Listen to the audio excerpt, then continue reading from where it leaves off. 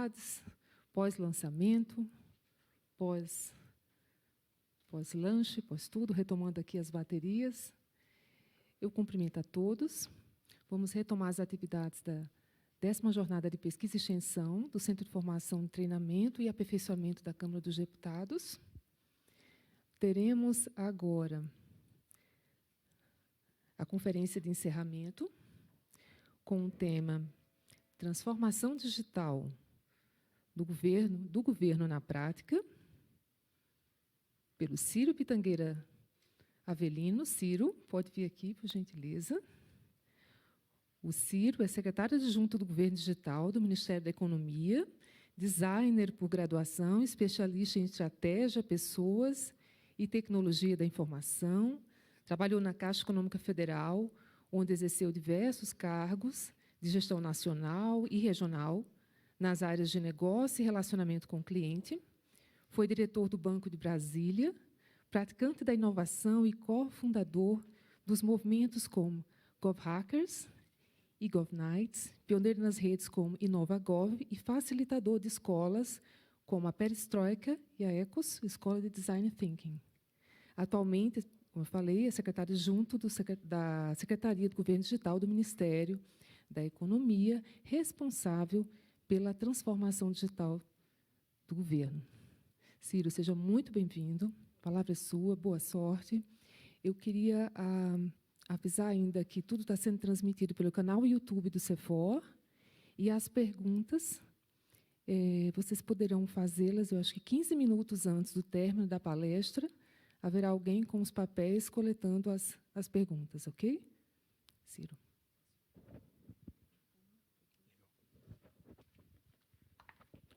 Boa tarde, turma. Eu sempre começo com turma, porque eu acho que...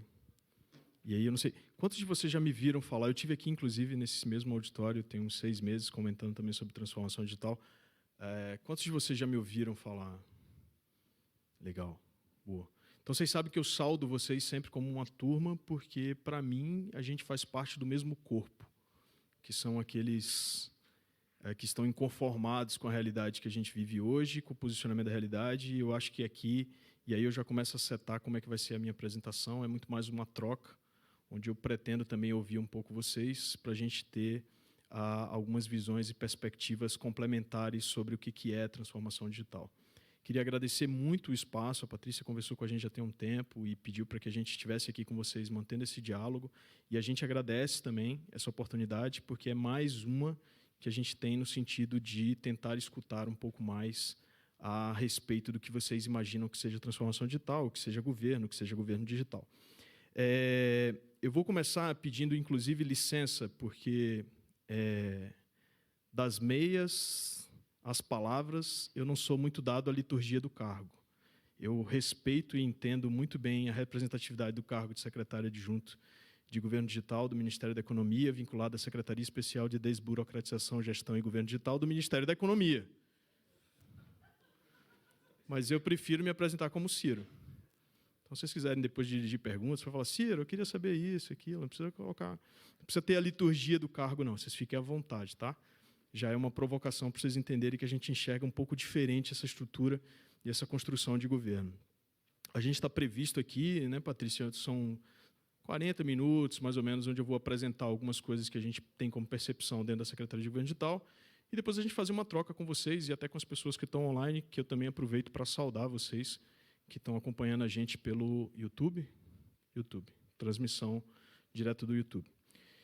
Então, avançando um pouquinho, eu queria começar colocando para vocês uma percepção que a gente tem a partir, inclusive, de alguns dados que foram recentemente divulgados pelo CETIC-BR, que é o órgão que faz a gestão da internet no Brasil, e eles fazem uma pesquisa anual que é a TIC Domicílios, onde eles vão a campo para tentar identificar qual é a realidade brasileira no uso da internet. E aí eu tenho uma notícia muito importante para dar para vocês, se vocês ainda não perceberam, imagino, inclusive, que vocês aqui de Brasília tenham essa percepção mais forte do que em outros locais do Brasil, que eu tenho rodado falando um pouco sobre transformação digital e eu já percebi que Brasília é um pouco diferente. A percepção principal é: nós vivemos hoje numa sociedade digital. Quem acha que não?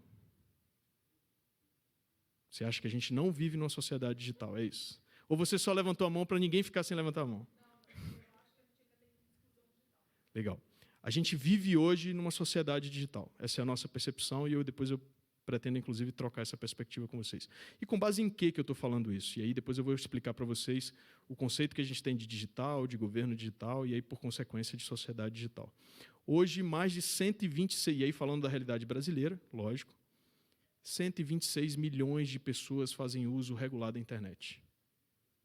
A gente foi a campo, pesquisou, junto com o CETIC, identificou que 126 milhões de pessoas fazem uso regular da internet. Isso hoje representa 70% da população brasileira. Uso regular. Sendo que 97% das pessoas fazem uso através de dispositivos móveis, especialmente smartphones. A gente vive, sim, uma sociedade digital. Como toda regra, tem os pontos de exceção, como toda curva normal, tem os extremos. Pessoas que usam mais, pessoas que nem usam. E a gente tem, sim, rincões onde você não tem, talvez não a sociedade digital, talvez a sociedade digital já esteja lá, com o conceito que eu vou apresentar para vocês. Talvez a gente não tenha acesso à conectividade. Esse é um problema sério no nosso país ainda, em alguns locais específicos. Fora isso, a gente tem avançado muito na implementação das tecnologias digitais e no uso das tecnologias digitais. E por que eu começo com essa afirmação? O Brasil hoje é a quarta maior população em uso de internet no mundo. A quarta maior população em uso de internet regular do mundo. Por que eu faço essa afirmação? Para criar um pano de fundo, para a gente entender que quando a gente fala de tecnologias digitais ou de uma sociedade digital, a gente não está falando mais sobre o uso massivo e intensivo de tecnologia nos processos existentes, ou na transformação baseada pura e simplesmente na aplicação massiva e intensiva de tecnologia nos processos existentes. A gente está falando de tecnologias que habilitam novas possibilidades de interação e relação social. Ou seja, as tecnologias saíram do patamar que nos permitiam fazer uma pergunta que era: o que podemos fazer melhor com a tecnologia?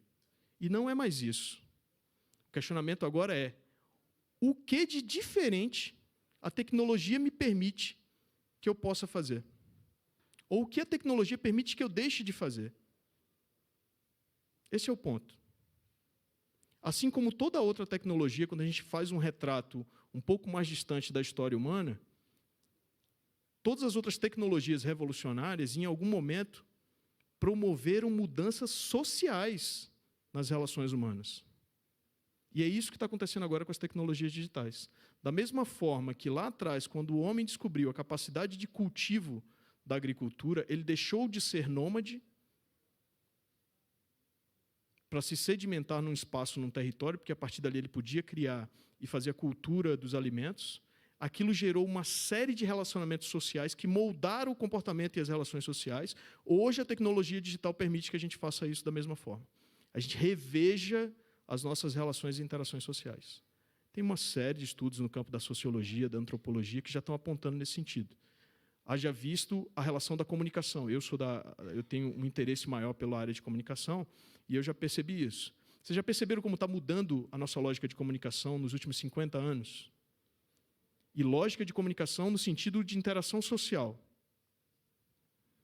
Quem de vocês, deliberadamente, pega o telefone e liga para uma pessoa? Quantos de vocês? Pega assim e fala assim: eu vou ligar para a pessoa. Antes de mandar uma mensagem no WhatsApp para dizer assim: posso falar com você agora? Você está disponível? É possível falar com você agora? Qual é o detalhe disso? E aí a gente tem que ir nas camadas. Quais são os detalhes disso? A gente está saindo de uma lógica de comunicação síncrona para uma lógica de comunicação assíncrona. O que eu estou querendo dizer? A gente tinha um paradigma onde a gente trocava informação com o outro ser humano ao mesmo tempo e reagindo às reações daquele ser humano. E hoje a gente tem que ter um cuidado muito grande nas nossas comunicações, porque, em geral, eu mando uma mensagem, ele vai ler em um outro contexto, completamente diferente do contexto que eu estou, vai responder baseado nesse contexto, e eu vou ter a ansiedade de saber se ele respondeu, se ele não respondeu, se o contexto é igual, se não é igual. A gente está reduzindo a quantidade de informação que vai em cada mensagem. A gente já não escreve uma carta de 3, 4, 5 páginas, a gente manda um tweet, a gente manda um emoji, às vezes. Então, o que está acontecendo nessa sociedade digital é que a gente está mudando o paradigma. Já teve antecedente na história? Já. A gente precisa aprender com esses antecedentes. Então, a gente precisa, em determinado momento, primeiro passo, reconhecer que nós vivemos numa era onde está acontecendo uma mudança significativa de paradigma tecnológico. Onde o paradigma tecnológico são as tecnologias digitais e aquilo que advém das tecnologias digitais, como inteligência artificial e tudo aquilo que pode transformar a nossa relação social e a interação social. Ciro, você tem resposta de qual é a melhor forma de fazer isso? Não, não tenho. E não vou discutir isso com vocês hoje. Eu só queria setar esse estado com vocês. Pode vir uma sociedade utópica, onde todos os problemas serão resolvidos. Pode vir uma sociedade distópica, onde você tem realidades completamente distintas, que são aqueles cenários catastróficos de filmes, onde você tem uma parte da população tendo acesso a tudo do bom e do melhor e outra não. E pode ter aquilo que a gente aposta que vai acontecer, que é um meio termo. E a gente precisa ser proativo na construção desses cenários, principalmente nós, que somos agentes públicos e temos um papel preponderante na sociedade de liderar qualquer movimento de transformação. Setado esse contexto, aí a grande pergunta, e o governo, Ciro? Como é que vocês enxergam o governo? E aí a gente sempre fala governo digital, secretaria de governo digital, estratégia de governo digital. O que é esse governo digital? Nesse novo paradigma, está muito claro para nós que quem é de governo tem que se ver como um grande prestador de serviço. É para isso que o governo existe. A expectativa da sociedade é que a gente entregue valor para ela. Entregar valor, quem faz isso é o prestador de serviço. Todos vocês são servidores públicos? Todos vocês são daqui da Câmara? Quem não é? Mas vocês prestam serviço para o governo. Legal. Quantos de vocês acham que são prestadores de serviço? Se reconhecem como prestadores de serviço? Lindo. Lindo. Tem plateia que só uns 2 assim levantam a mão, de 100. É legal ver vocês se reconhecerem como prestador de serviço. Agora, vou fazer um teste aqui com vocês. Todo mundo que se enxerga como prestador de serviço, com a mão para cima, por favor. Legal. Quem de vocês sabe exatamente quais serviços vocês prestam e consegue me dizer pelo menos 5 serviços? Agora, quem não conseguir, baixa a mão. Não tem vergonha, tá, gente? É só uma verificação científica. Não estou fotografando vocês. Vocês estão me dizendo que vocês conseguem listar 5 serviços que vocês prestam à sociedade. É isso? Beleza, permaneço com a mão em pé, vou fazer outra pergunta. Quem de vocês tem a caracterização exata do público-alvo da prestação de serviço que vocês têm? Idade média, sexo, qualificação escolar. Quantos de vocês sabem qual é a demanda por serviço? Quantidade, quantitativo. Quantas vezes tem interações por ano nesse serviço que vocês prestam? Quantos de vocês sabem o custo desse serviço de vocês para a sociedade? Tem alguém com a mão levantada ainda? Não, né? Triste notícia. Vocês podem até querer ser prestadores de serviço, mas vocês não passaram no teste básico do prestador de serviço. A gente no governo não tem uma visão clara do que é a prestação de serviço.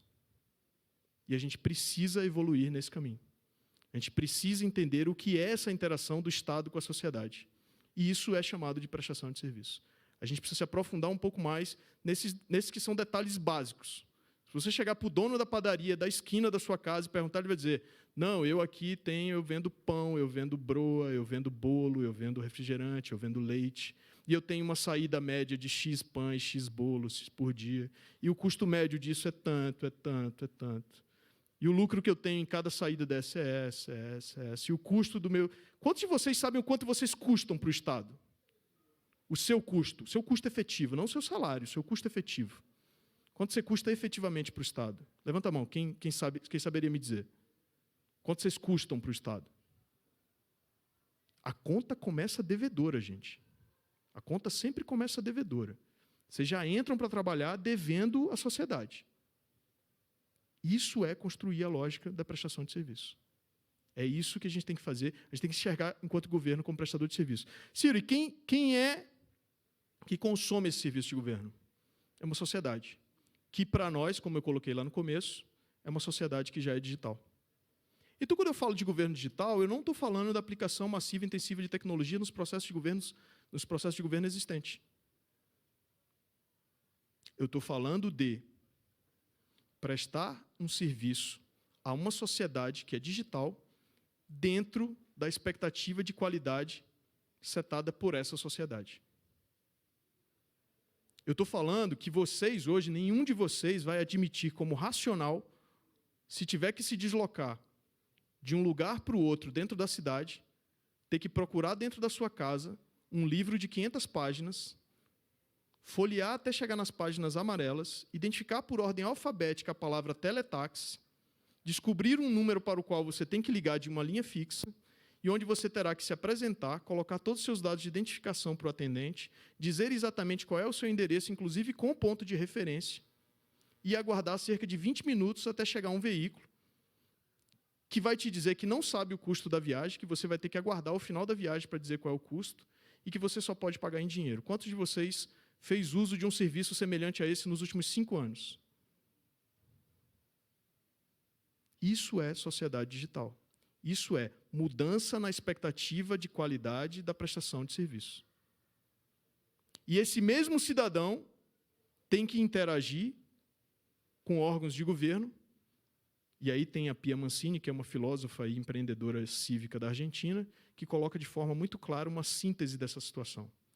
Ela coloca que a relação de governo é uma sociedade do século XXI que tem que se obrigar a relacionar com instituições do século XIX, em geral, que, em geral, utilizam tecnologia da informação do século XV. Porque foi no século XV que Gutenberg inventou a prensa e o papel. Quer dizer, o papel não, mas assim, a ideia da impressão no papel a partir de uma prensa. Isso é tecnologia da informação do século XV. E ainda hoje, para muitos dos processos da nossa sociedade, a gente tem que utilizar essa tecnologia. Então, há uma disparidade muito grande. Esse é o conceito de governo digital. A gente não está falando, pura e simplesmente, da aplicação de tecnologia. A gente está falando de se adaptar à realidade de uma nova sociedade. Qual é a situação do governo hoje? E aí a gente fez um trabalho nos últimos 2 anos, específico da Administração Pública Federal, a gente foi em todos os órgãos e perguntou qual o serviço que você presta. A pergunta mais comum é: o que é serviço? Que bicho é esse? Eu só tenho processos, carimbos e coisas que eu tenho que fazer aqui. Não tem nada a ver com serviço. Prestação de serviço é com o INSS, com a Caixa Econômica. E eu não faço prestação de serviço. Mas você atende, você se relaciona. Não, aí é um processo administrativo. Entra aqui e eu tenho que dar vazão nisso. Isso era uma resposta comum. A gente tinha dificuldade de identificar o que era serviço dentro da Administração Pública Federal. É lógico que isso não era homogêneo, né? A gente tem órgãos que estão muito avançados em governo digital, muito avançados. Mas, em geral, essa era a dificuldade nossa. Mas a gente fez um trabalho, a princípio, a partir do levantamento de informações a respeito de serviço. À época, encontramos 2.875 serviços na Administração Pública Federal, ou seja, era um cardápio de 2.875 serviços. Ao longo do trabalho que a gente está fazendo esse ano, esse número já cresceu, hoje já são 3.300, aqui foi da informação que a gente teve no início da semana, mas hoje já tem 3.300 serviços disponibilizados no portal. Recomendo que todos vocês visitem, e aí eu já faço um parêntese, já eu falo da estratégia, mas a gente tem feito um trabalho, eu pedi até para a gente distribuir para vocês os adesivos do gov.br, é o que representa a nossa estratégia de transformação digital. Se vocês entrarem no site que foi lançado agora em agosto, gov.br, ele está concentrando todas as informações de serviços da Administração Pública Federal num único site. São 3.300 serviços disponíveis, as informações estão todas lá disponíveis para a sociedade. Qual é o porém disso? A gente teve um diagnóstico, à época 39%, hoje já são 46% desses serviços são digitais. A sociedade consegue acessar o serviço sem nenhuma etapa necessariamente ser presencial. Já chegamos a 46%. É muito ou é pouco?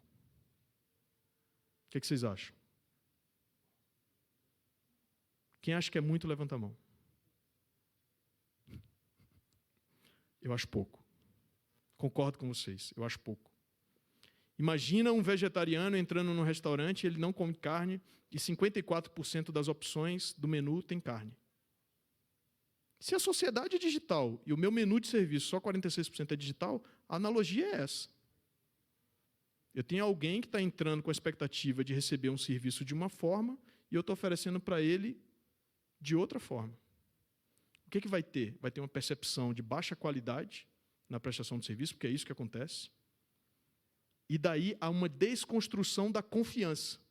Quando você olha assim, a população não confia no governo, o governo não confia na população, para nós o principal causa é esse aqui. Não tem nada a ver com representação política. Para nós é muito pouco.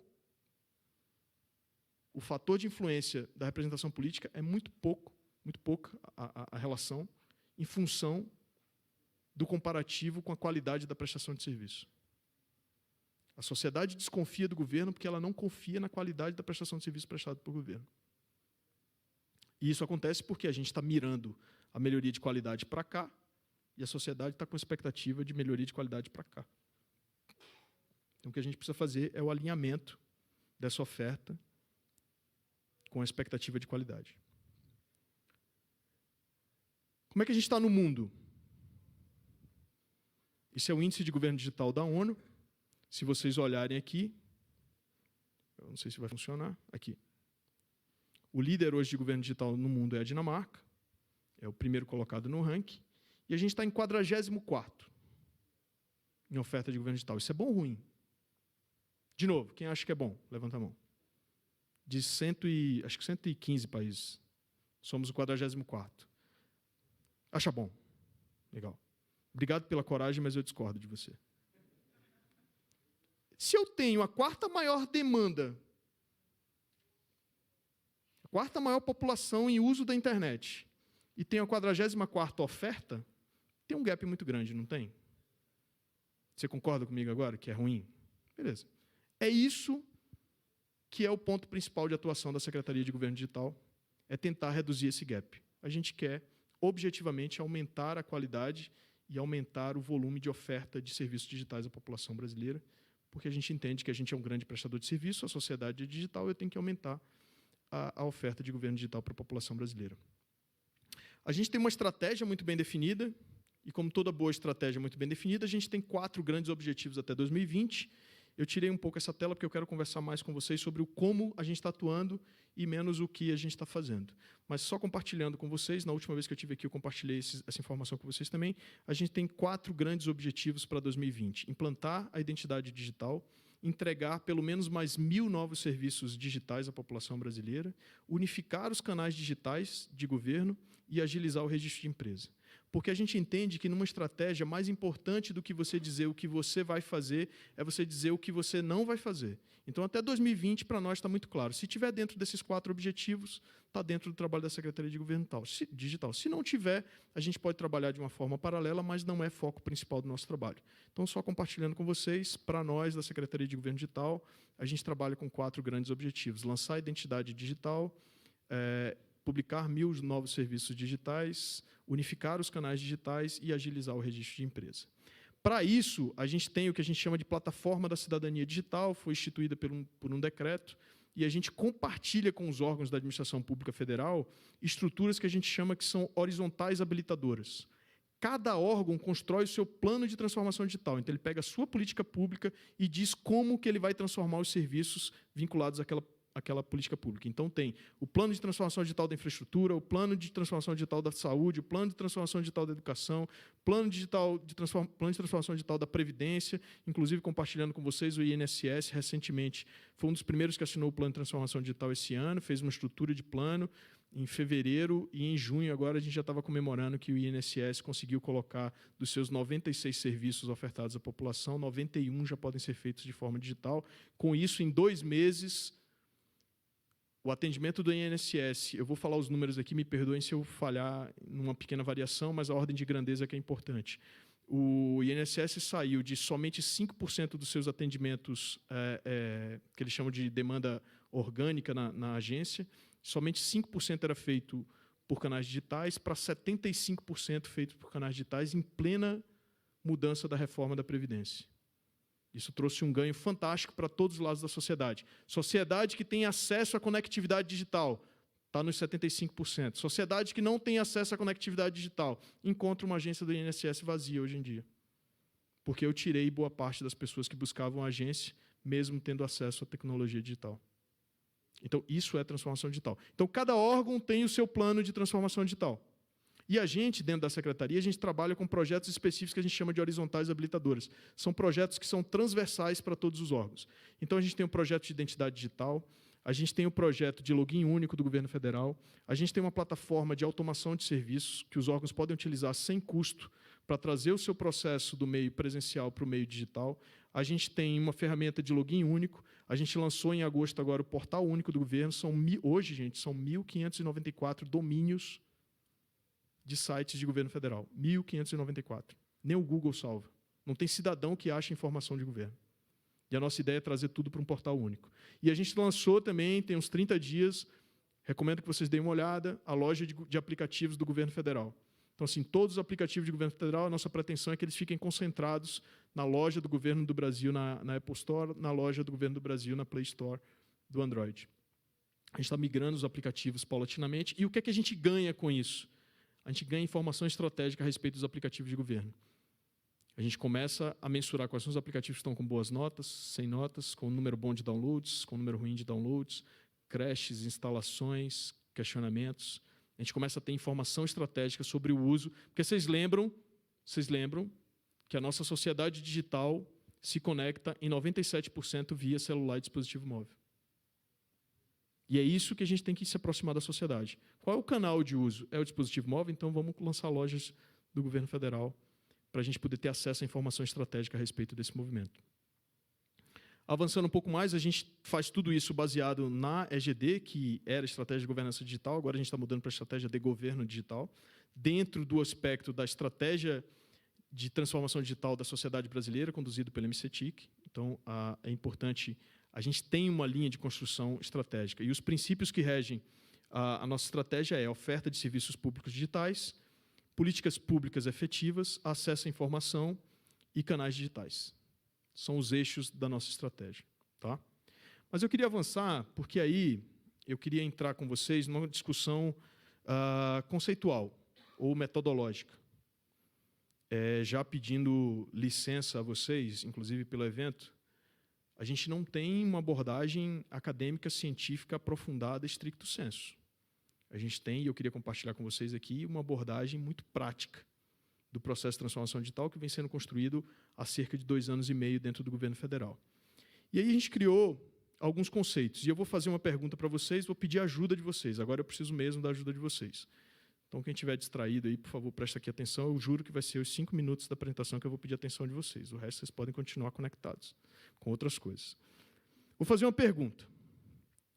Como é que a gente acelera a transformação digital? Não me respondam em voz alta. Vocês vão fazer o seguinte. Vamos usar tecnologia agora. Eu tenho aqui comigo um dispositivo e eu queria que vocês pensassem das 3 opções.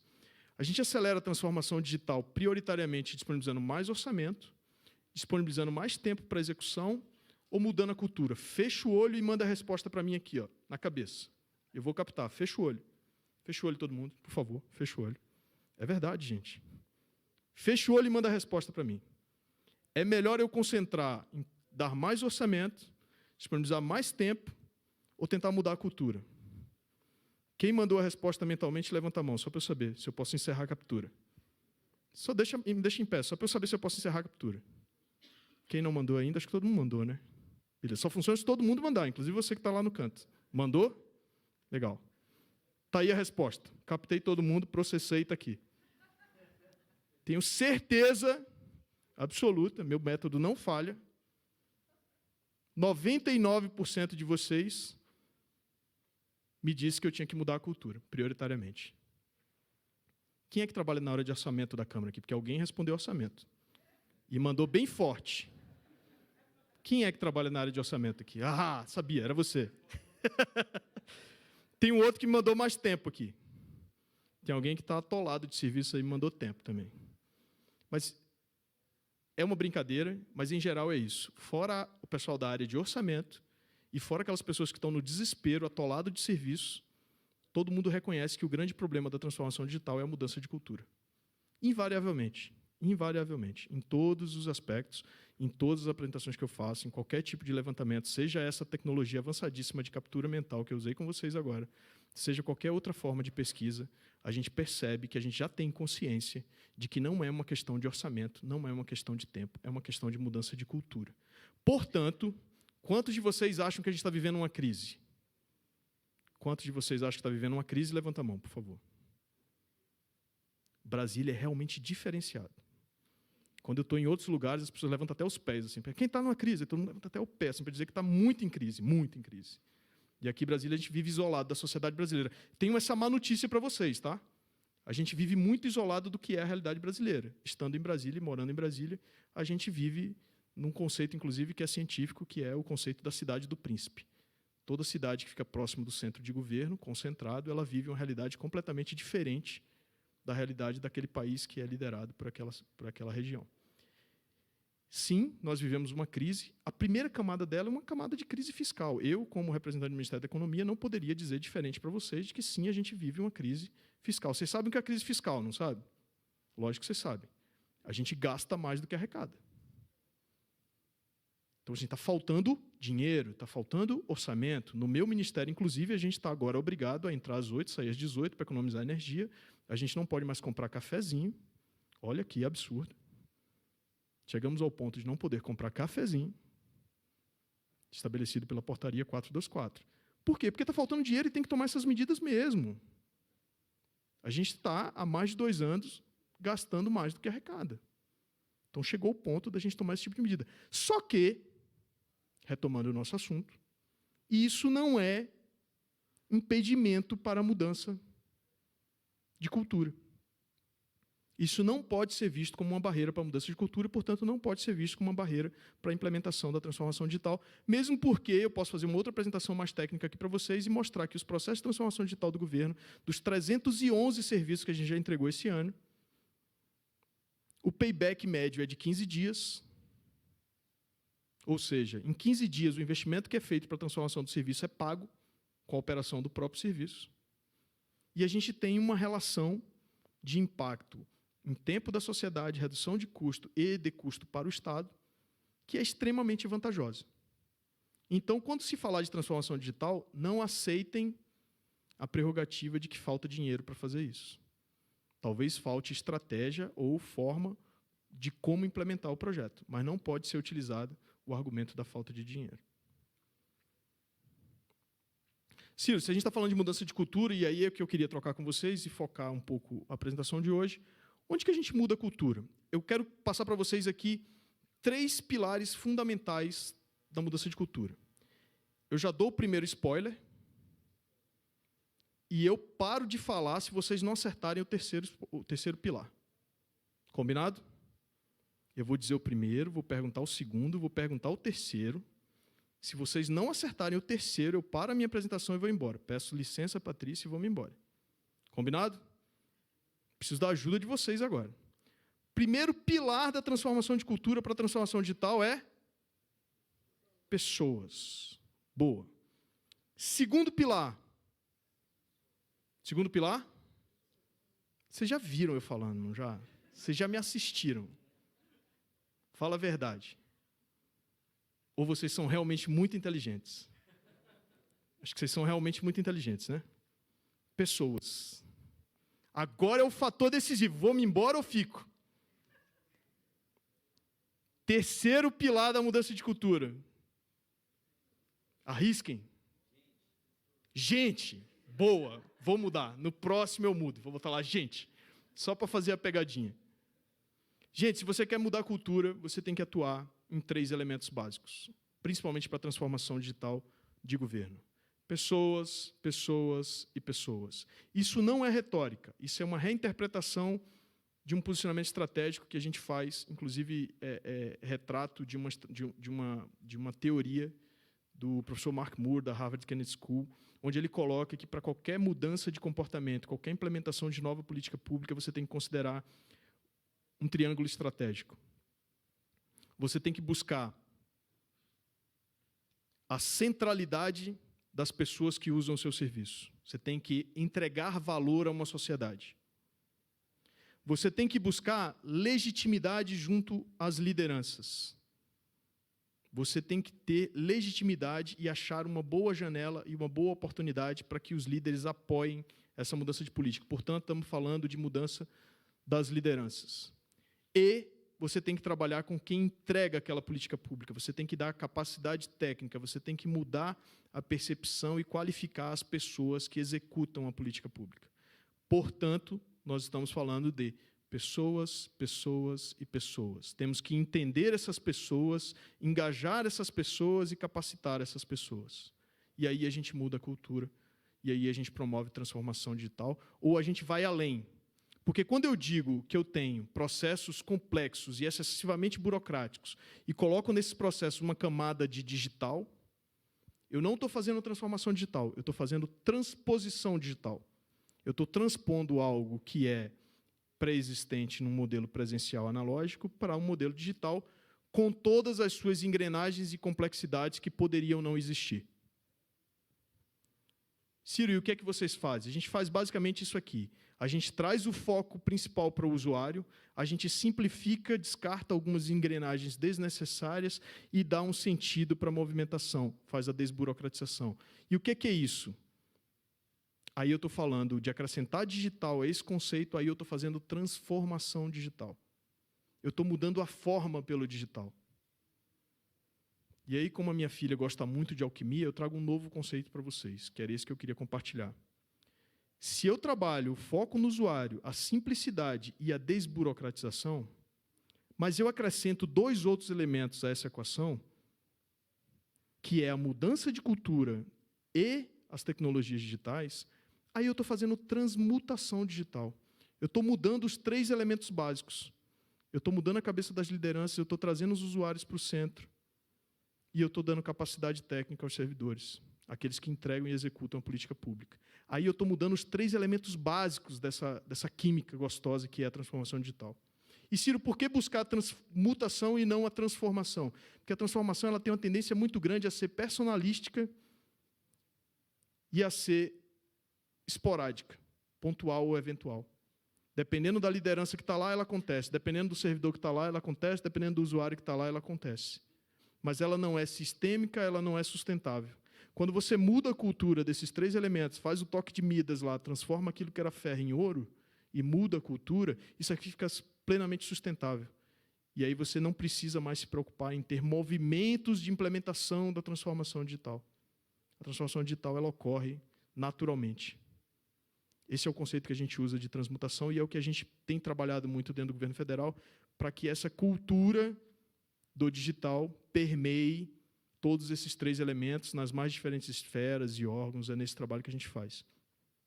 Como é que a gente faz isso? Como é que a gente implementa essa coisa da mudança de cultura nas organizações? Tem um estudo, e aí compartilho com vocês, é um apanhado, é uma reinterpretação nossa, lá na Secretaria, de 2 trabalhos muito focados que a gente fez, todos 2 estão disponíveis.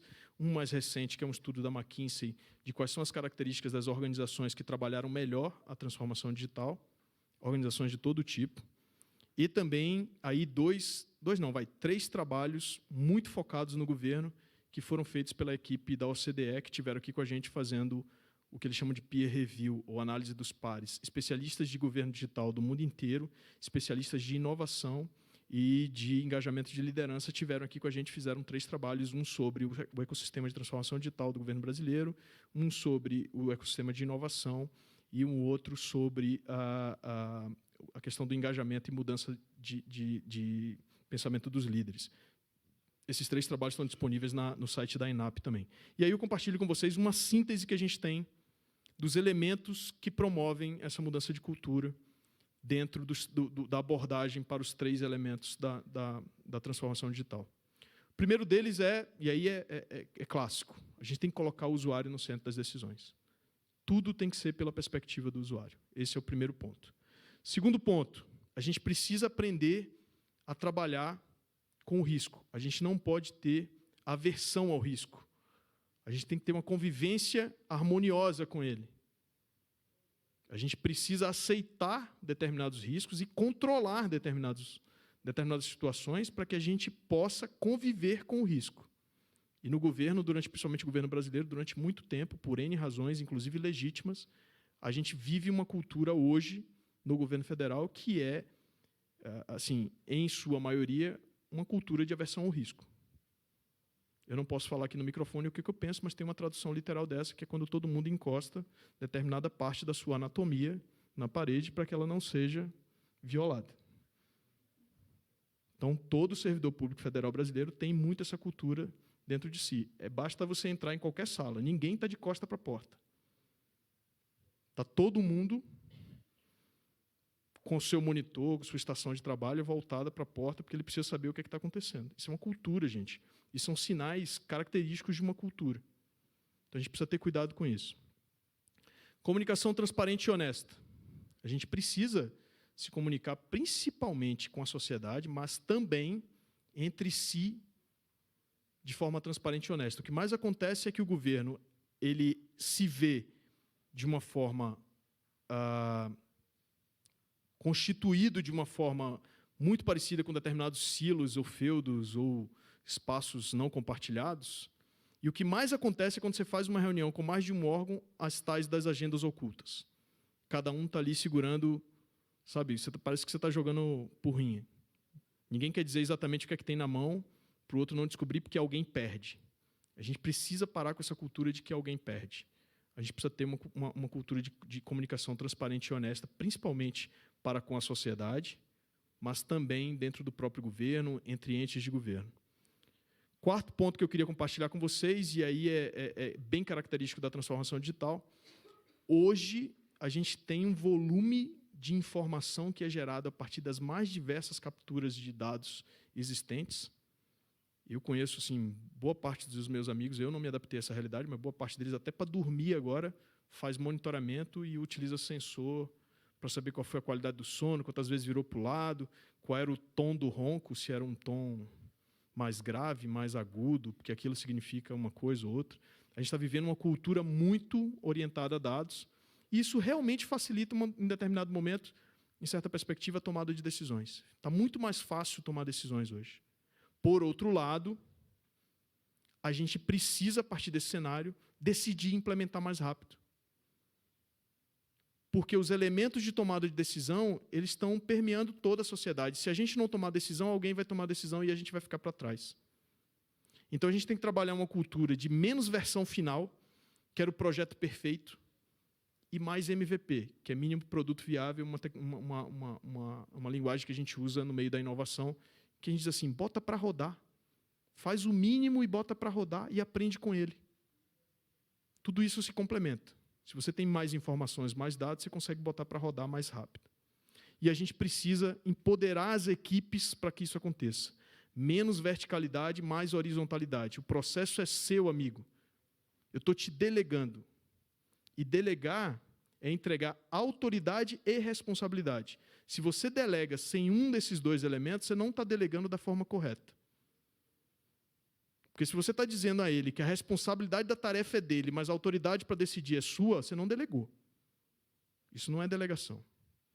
Se você está dizendo para ele que ele tem autoridade para decidir, mas a responsabilidade não é dele, é outro extremo. E você também está fazendo um mal muito grande àquele processo. Porque você, na verdade, está criando mais um nível vertical. Então, a gente tem que começar a empoderar as equipes, no sentido de, amigo, esse processo é seu, se der errado, é minha responsabilidade junto com você. Então, vai lá e assume que isso é responsabilidade sua. Você responde por isso. Isso é responsabilidade. E você está autorizado a decidir por mim.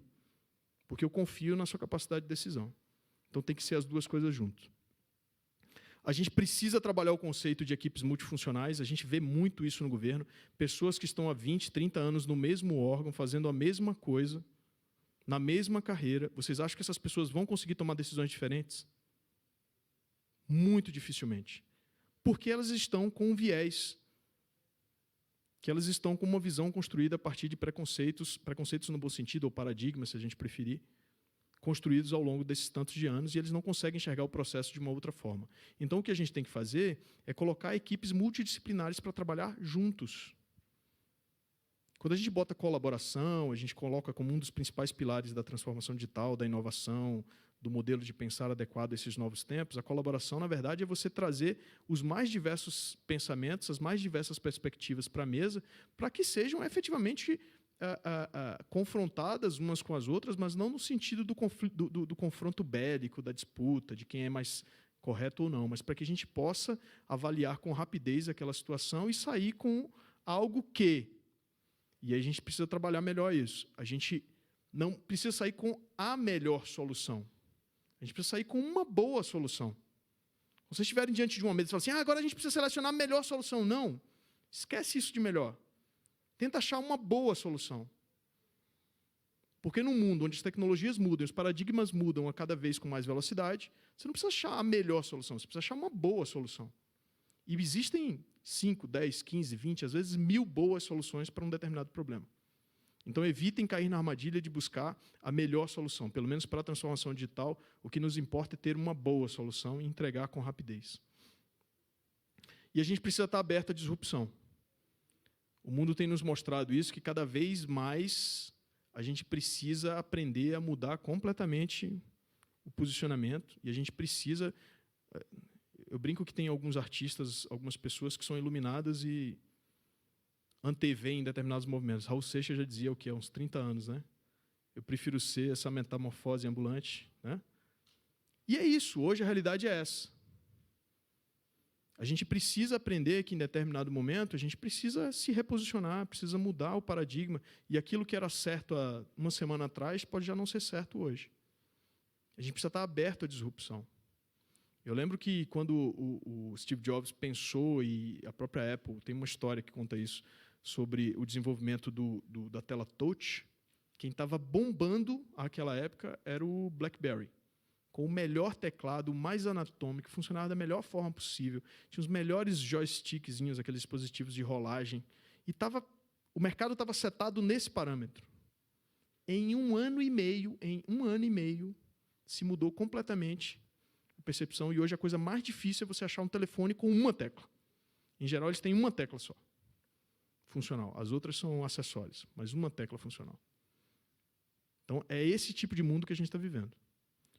E, por fim, é muito importante, e aí eu agradeço, e eu termino aqui essa análise com vocês, agradecendo demais esse tipo de oportunidade aqui.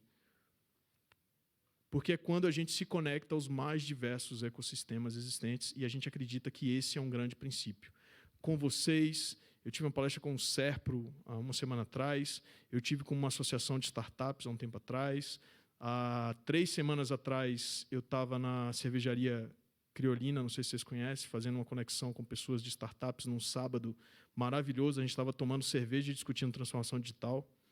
Eu estava 2 semanas atrás andando numa Kombi no interior de Minas, em Santa Rita do Sapucaí, num evento com 6.000 pessoas, com 600 atividades diferentes, discutindo inovação, olha que louco, discutindo tecnologia, inovação, pessoas e transcendentalismo, acho que é isso, né? Eu nunca acerto falar direito. Mas como você conectava teorias de bem-estar do ser humano, teorias de gestão de pessoas e tecnologia. Fantástico evento. Recomendo para todos vocês que tiverem a oportunidade de participar do Hacktown em Santa Rita do Sapucaí.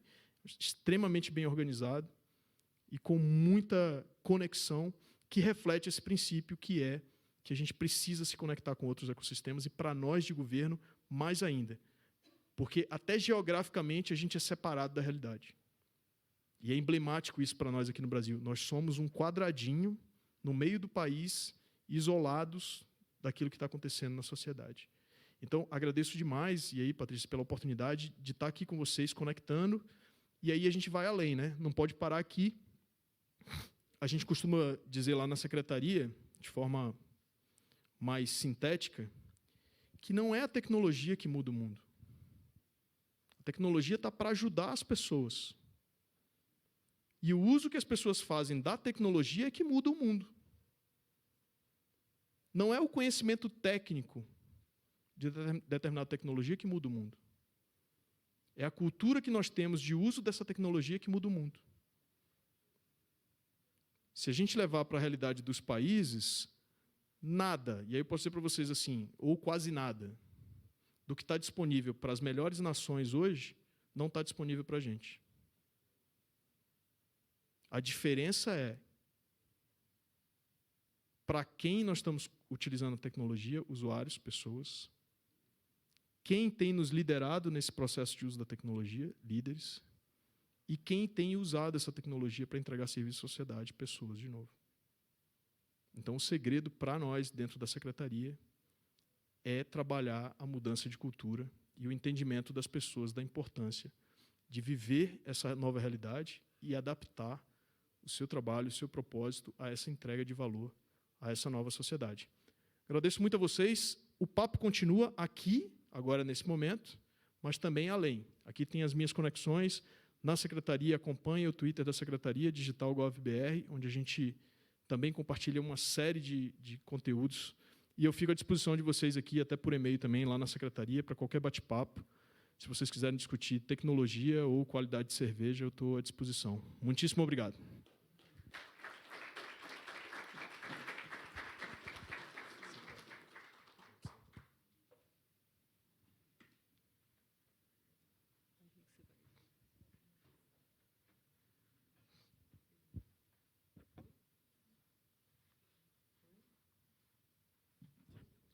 Vou usar aqui mesmo. Obrigada. Muito obrigada. As perguntas podem ser feitas. Você o quê? Já temos algumas?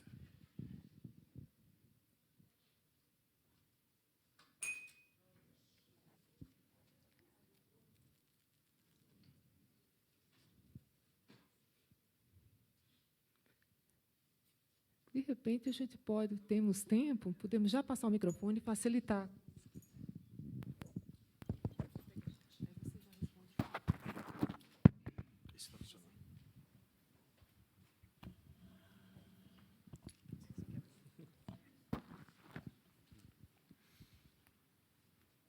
Boa tarde, Ciro. Parabéns pela palestra. Eu acho que vou fazer uma pergunta que todo mundo te faz em toda apresentação, mas é o que leva a pensar. Faço parte aqui da área de informática também.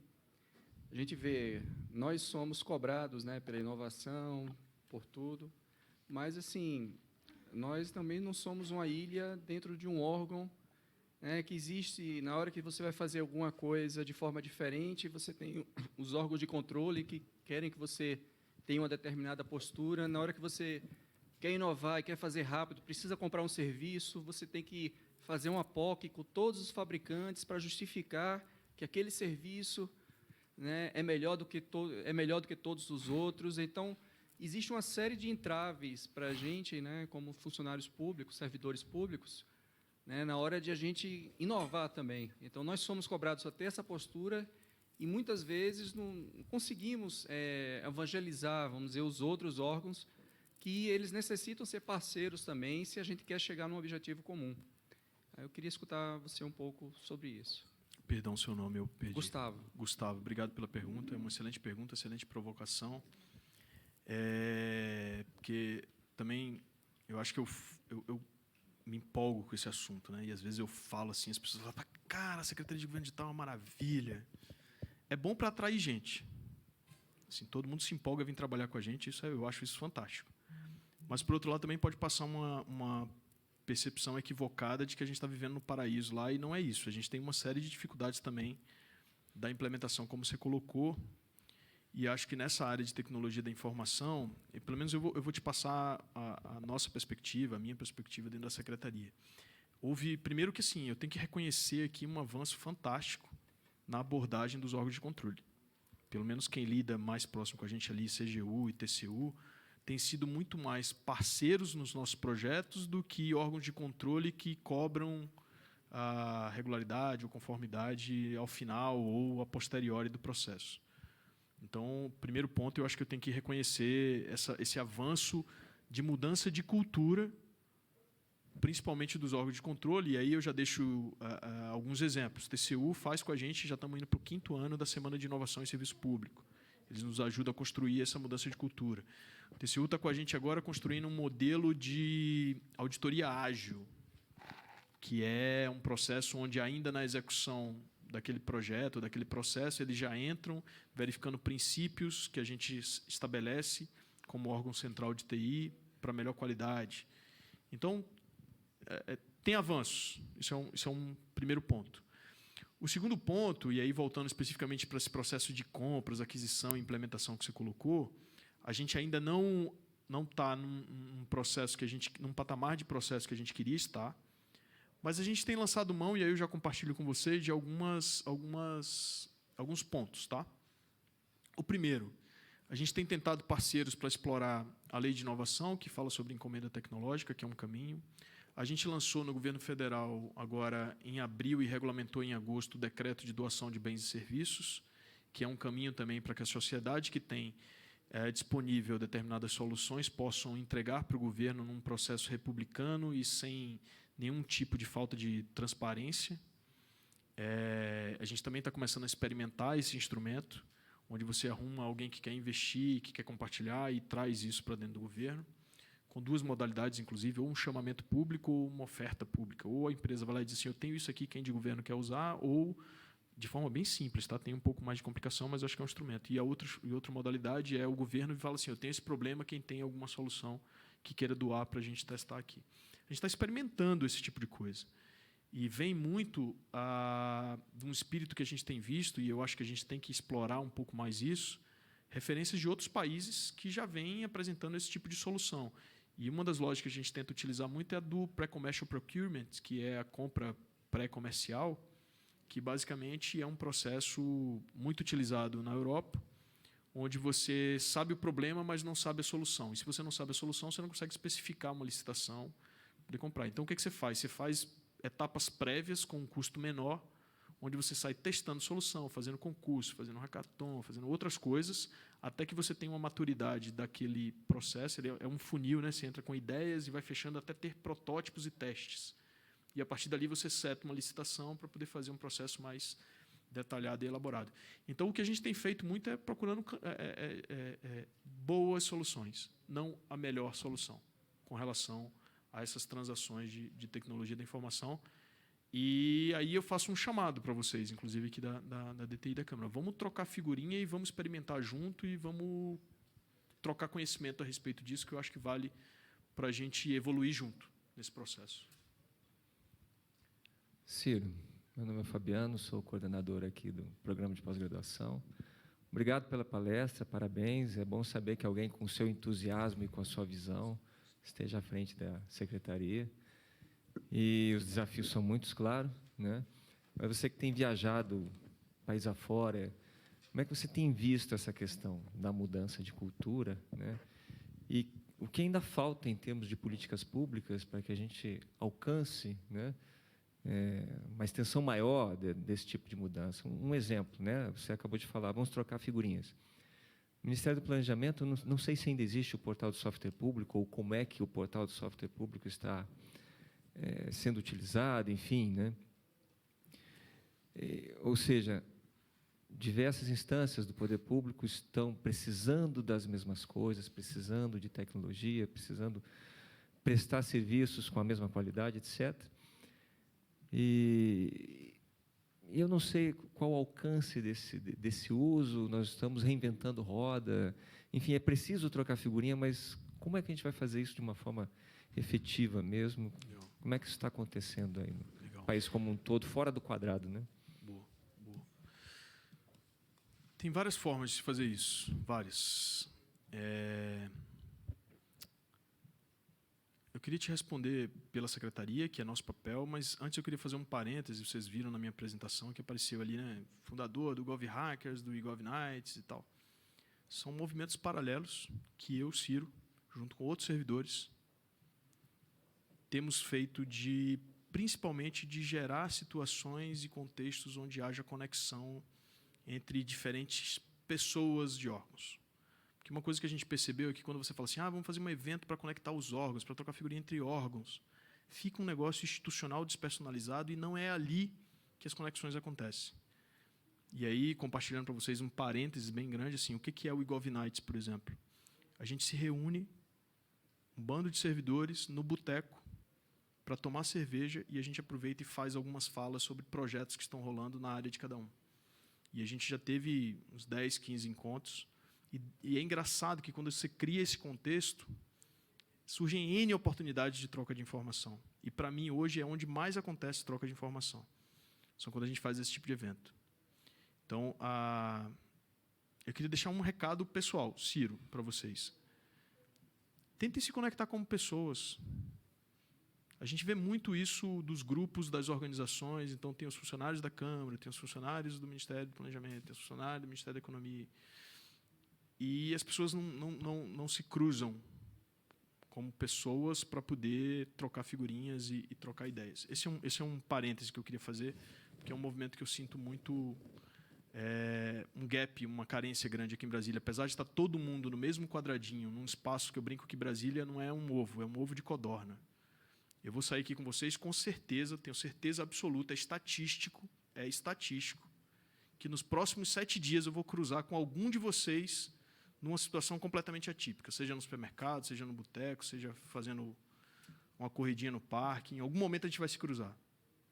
E é possível que eu não lembre de vocês, é possível que vocês não lembrem de mim, mas que a gente vai se cruzar, vai. Então, assim, a gente tinha que aproveitar mais essa proximidade geográfica para a gente trocar mais figurinha pessoa com pessoa, porque eu acho que a gente tem muita coisa interessante para trocar. Fechando parênteses, e aí, tratando especificamente do ponto, por exemplo, do software público, é responsabilidade nossa, da Secretaria de Governo Digital, o que a gente tem feito com relação a isso. A gente está trabalhando algumas mudanças normativas a respeito de... Porque o portal de software público, num diagnóstico rápido que a gente fez, ele perdeu importância ou relevância para aquilo que se predispunha por, basicamente, 3 fatores, né? O primeiro fator é uma falta de comunicação. E aí é problema crítico que a gente já identificou em todo o processo de transformação digital. A gente tem uma carência de comunicar melhor o que a gente faz na transformação digital. Então, o software público pecou por isso também. O segundo é que pecou por disponibilidade de soluções ali.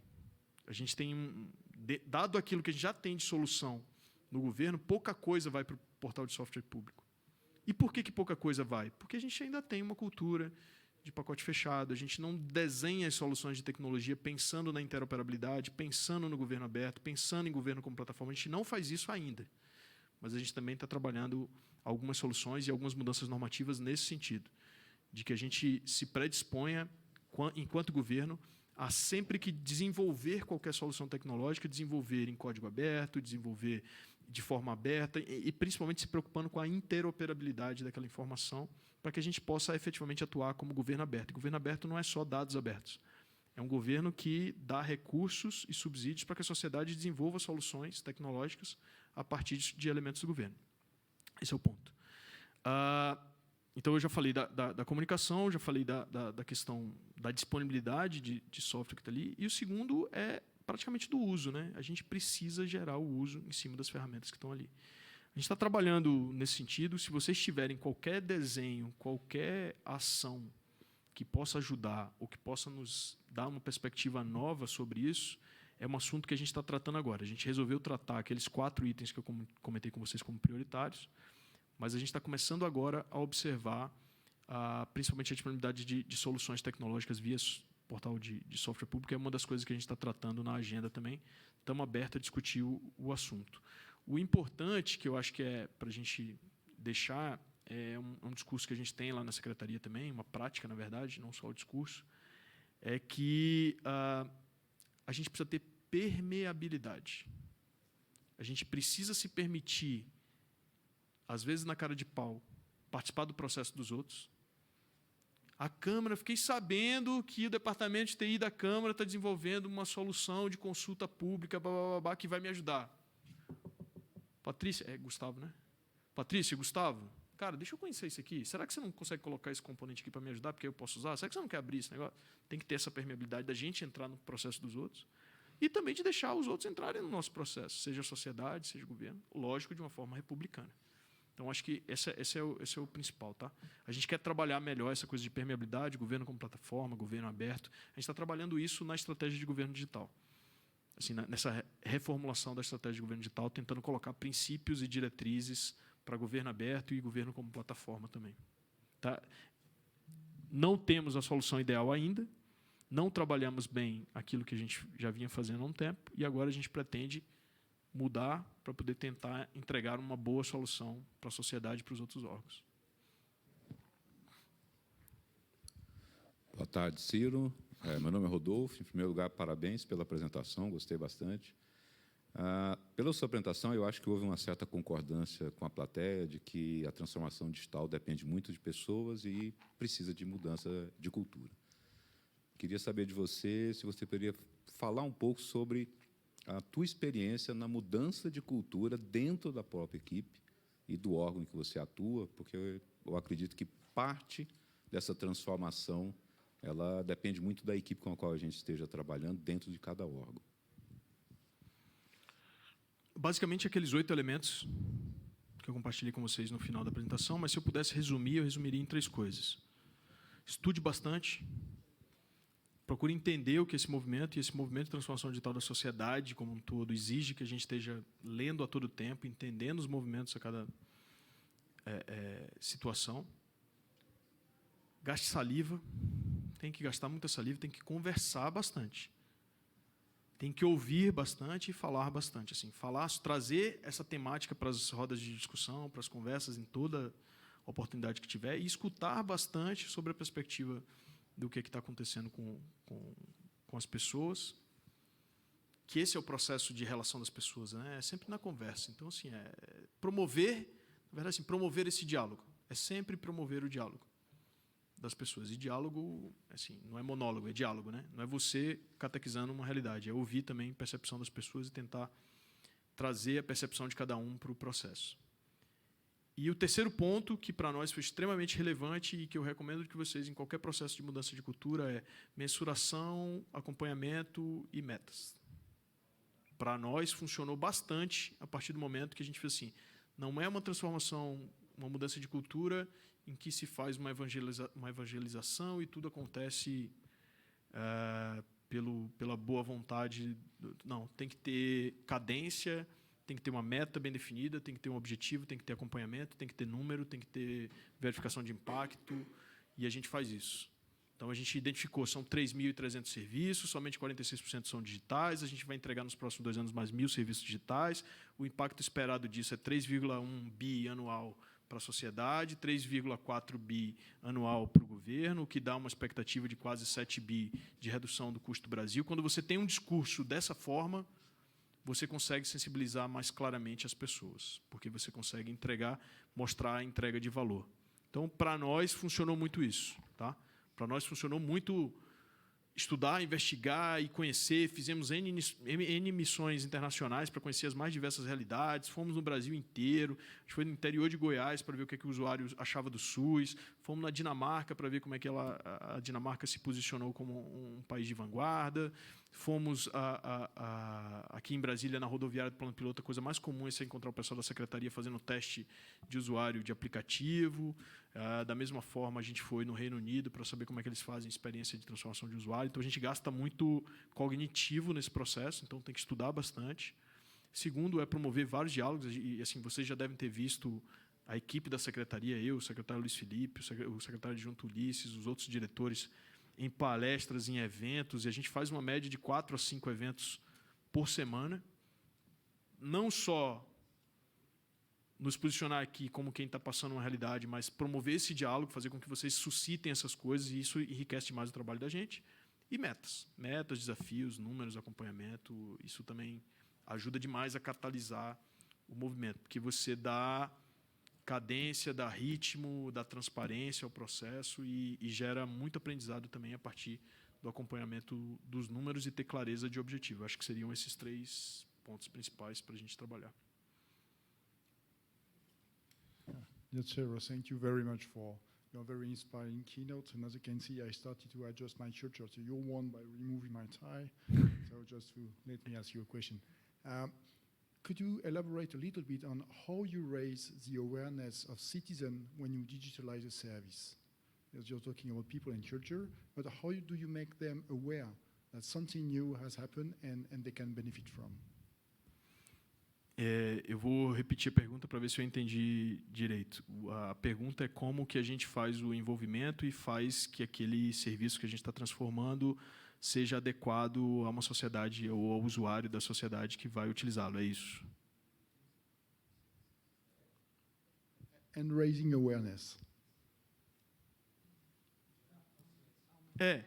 E do usuário em si, né? E como que o usuário, o literacy do usuário para o digital, né? A gente tem, aqui no governo brasileiro, a gente tem uma segregação, principalmente de papéis de quem atua para dentro do governo, de quem atua na relação governo-sociedade e de quem atua nas relações da sociedade. Então, eu tenho um Ministério da Ciência e Tecnologia que atua basicamente nas estratégias que são da relação da sociedade. Eu tenho a Secretaria de Gestão do Governo, que cuida do processo interno do governo. E a gente está ali no meio do caminho entre esses dois. A gente faz a relação governo e sociedade via prestação de serviço e, mais especificamente ainda, via prestação de serviço digital. O que a gente tem feito muito? A gente tem apostado e a gente tem aprendido com outros países que a consciência e o uso ele vem de um processo de comunicação muito forte com a sociedade. A gente já tem um desenho de uma estratégia de comunicação, mas a gente aqui no Brasil tem uma dificuldade muito grande de implementar essa estratégia de comunicação. Então, esse é um ponto que está muito deficitário no projeto. O trabalho de conscientização pela comunicação, para dizer, eu estou fazendo isso por você, para você. Esse é um ponto. Uma coisa que tem funcionado muito é trazer esse usuário para o processo. Então, a gente tem o processo de construção dessas jornadas dos serviços com oficinas que trazem o usuário para dentro. E aí a gente fica naquele dilema. As coisas não acontecem porque eu não consigo entregar da forma mais adequada aquilo que o usuário tem disponível de consciência e de ferramentas, ou eu entrego da forma que é viável e o usuário ainda tem barreiras para uso porque ele precisa evoluir no uso daquelas ferramentas. A gente tem eu não sei se eu fui muito claro, assim. É um problema de capacidade do usuário em absorver a tecnologia ou é um problema de quem está utilizando essas tecnologias, de capacidade dessas pessoas em desenvolver de forma adequada aos usuários? A gente tem apostado muito mais que é um problema de deficiência nossa. Porque muitos dos usuários que eram tidos como não habilitados ou sem consciência para uso da tecnologia digital,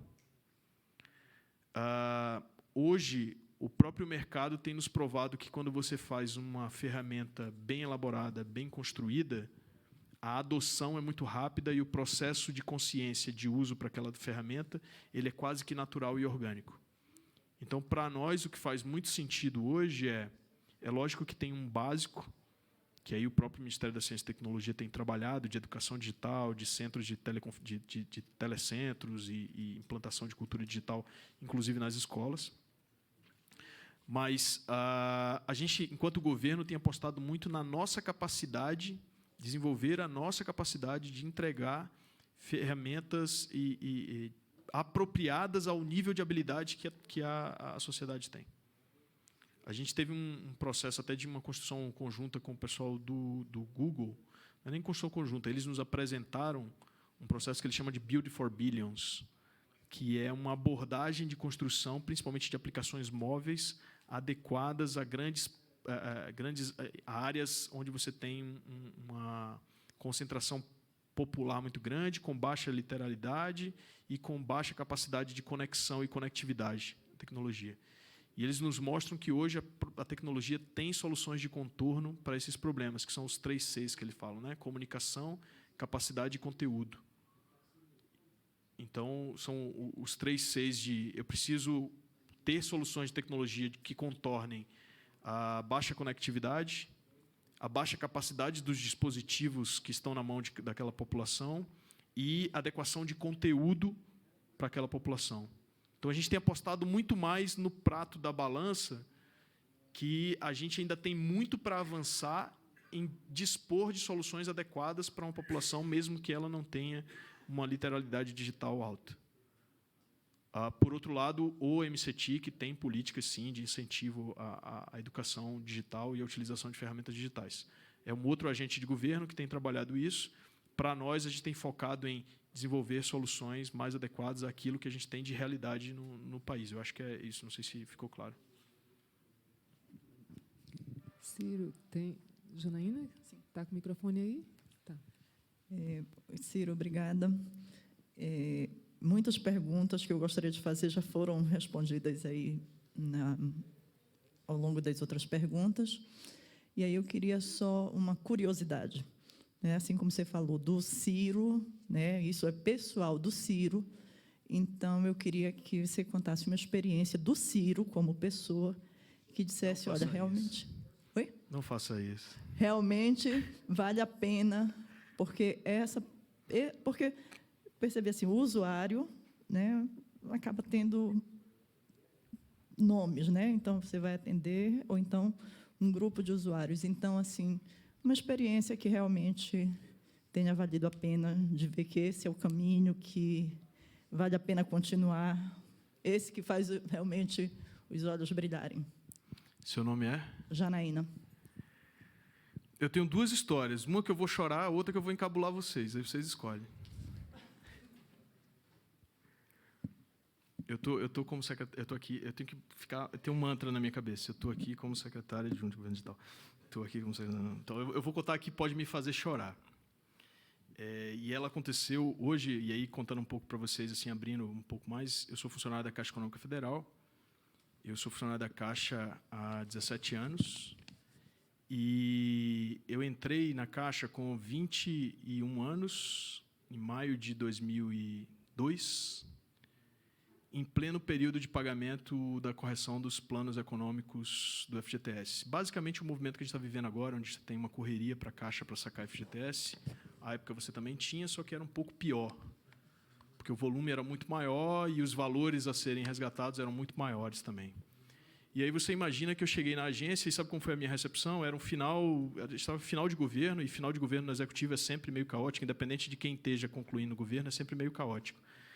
E olha que loucura, eu vou contar com alguns elementos emocionais, porque assim, eu tinha ido para aquela agência porque estava suspenso concurso suspenso concurso e contratação, qualquer semelhança é mera coincidência, tá, gente? Mas estava suspenso concurso e contratação naquela época, e eu só fui chamado porque um colega tinha morrido num acidente de carro.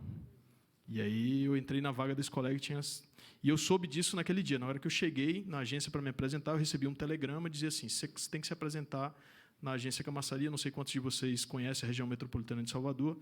Camaçari é uma cidadezinha próxima de Salvador, que a melhor parte dela são as praias da orla norte, né, de Salvador ali. Mas para dentro é um caos, porque ali dentro tem um polo petroquímico, onde você tem um turbilhão de empresas, um turbilhão de trabalhadores eventuais, com um turnover muito alto. E essa agência atendia toda a região. E aí, quando eu cheguei, a minha surpresa é que, quando eu cheguei, você tinha uma fila, e era um quarteirão, assim, a agência era num quarteirão, e a fila tinha 2 filas. E aí, quando eu cheguei, eu tive a impressão de que eram 4 filas. E eu perguntei, cara, são 4 filas, por que 4 filas? Ele falou, não, é a mesma fila que sai uma para cada lado, dá a volta no quarteirão e se encontra aqui de novo. E era nesse cenário que eu estava indo para trabalhar, meu primeiro emprego formal, eu só tinha trabalhado como freelancer em outras coisas. E aí, quando eu entrei, o gerente já chamou o outro colega lá e falou assim,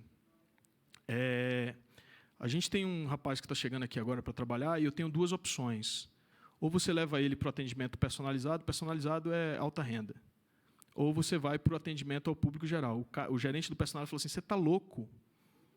Eu vou botar um moleque desse que não sabe nada da vida para trabalhar comigo no personalizado com as pessoas de alta renda? Não, nem quero saber. Levantou e saiu. E eu lá, né, do lado. Ele não falou isso para o outro gerente sem que eu percebesse, não. Ele falou do lado. Aí o outro gerente falou assim, não, pode vir aqui que eu amanso esse daí. Isso aí eu vou botar ele num talo. Chegou, me levou por dentro da agência. Quando me botou dentro do guichê, era um guichê assim onde eu estava aqui, e tinha aquela multidão, cara. Imagina a distribuição de peixe na Semana Santa, era a multidão que eu estava vendo ali.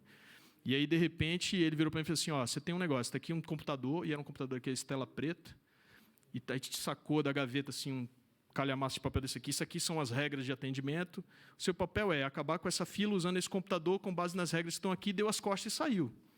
E eu era um moleque de 21 anos que eu olhei e falei, tá, e agora? E aquela fila, meu FGTS, tá, aquela confusão mesmo. Imagina, a pior confusão era que eu estava na minha frente. E aí eu comecei a trabalhar com aquilo ali, e aquilo ali passou a ser minha rotina diária. No dia, depois eu olhei, sabe aquele conjunto de umas 10 cabecinhas, assim, uma atrás da outra na porta? Era meio que um trote que eles faziam com todo mundo que chegava. E aí eles ficavam rindo da minha cara, e depois eu falava assim, não, esquenta não, cara, não precisa... Esquece as regras, foi bem assim, cara. Esquece, isso na Caixa lá de 2002, tá, gente? Hoje não é mais assim, não. Esquece as regras, está aqui o estagiário que está aqui trabalhando há 10 anos, ele que vai te ensinar tudo. E eu aprendi com o estagiário que estava lá há 10 anos trabalhando, e foi quem me ensinou a ser funcionário da Caixa. Mas, enfim, aquilo passou a ser a rotina, e aí aconteceu um evento que, para mim, foi assim, transformador, e onde eu percebi a necessidade da gente fazer transformação digital, isso em 2002. as pessoas chegavam na fila às 3, 4 horas da manhã para ter atendimento. E eram atendidas 1 hora da tarde, 2 horas da tarde.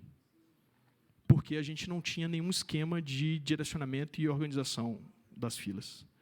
E teve um dia, esse dia eu me recordo claramente, era um dia meio chuvoso, assim, e teve uma senhora que chegou para atender no guichê do meu lado. Era uma senhora... Você imagina aquela senhorinha fofa. E ela sentou aqui do lado do colega para atender, eu só acompanhei o atendimento. Era uma senhora que foi, durante muito tempo, empregada doméstica. E ela descobriu naquele dia, ela devia ter uns 70 anos, vai? Ela descobriu naquele dia que ela tinha R$800 para sacar do FGTS. Eu não vou lembrar bem a cifra, mas era algo que hoje significaria uns R$800. Um salário mínimo, vai? Um salário mínimo para sacar do FGTS. Aquela moça foi tomada de tanta emoção, que ela só falava assim: vai ter telhado na minha casa. Vai ter telhado na minha casa. Muito obrigado, vai ter telhado na minha casa. Sabe o que aconteceu com essa senhora?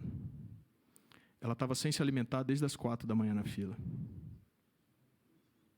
Essa moça levantou da cadeira, saiu cambaleante, tropeçou num piso elevado que a gente tinha na agência. Ela tropeçou, ela cambaleou e ela bateu com a nuca no piso elevado, na quina do piso elevado, na descida. E a gente prestou socorro, mas ela, em 2 ou 3 horas, veio a óbito no Hospital Regional de Camaçari. Depois que ela passou desnecessariamente, por quase 8 horas de jejum, para ter acesso a R$800.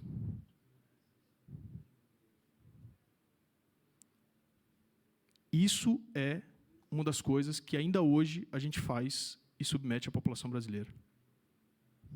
Ela estava lá para ter acesso a um direito dela. E aquilo me tocou de um ponto que eu falei: isso não pode continuar assim. E aí vem a parte bacana da história, que assim, eu sentei junto com o gerente e falei: cara, não dá para ser assim. A gente precisa fazer diferente. Precisa fazer diferente. E uma semana depois, e por isso que eu digo a vocês, mais MVP, menos solução ideal, procure uma boa solução, não a melhor solução. Independente do que a direção-geral da Caixa pensava, a gente implantou um sistema de senha em que a gente fez um cálculo de tempos e movimentos dos caixas, a gente achou qual era o tempo de atendimento médio dos caixas, e aí, com uma planilhazinha de Excel, eu conseguia imprimir algumas senhas que davam expectativa de atendimento. E o gerente bancou aquilo comigo, e independente daqueles totens hoje, que são implementados nos bancos, inclusive por lei, a gente implementou um sistema lá que, às 4 horas da manhã, tinha um colega da Caixa distribuindo senha e dizendo assim: ó, a senhora pode ir para casa e volte às 2 da tarde, que é o seu horário de atendimento.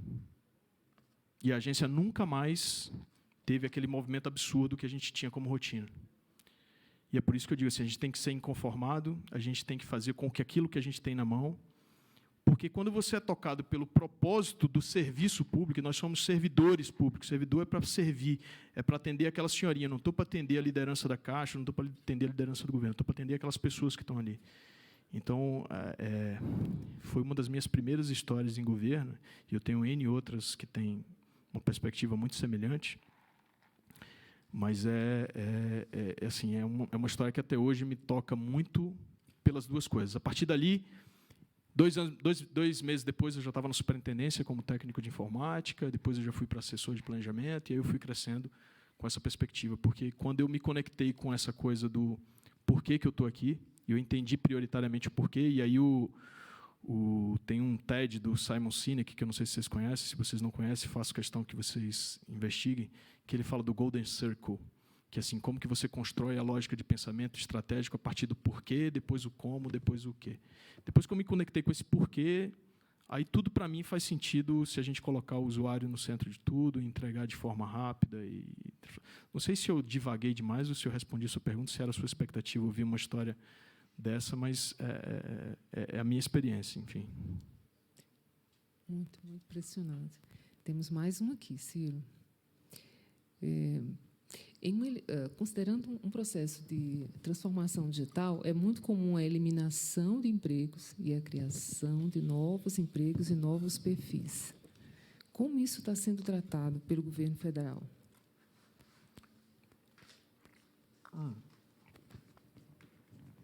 Eu gosto da perspectiva de que a gente dá novas oportunidades e oportunidades que valorizam cada vez mais o ser humano. Eu tenho uma historinha muito boa com relação a isso também. Às vezes eu estava aqui na livraria Cultura, do Casa Parque.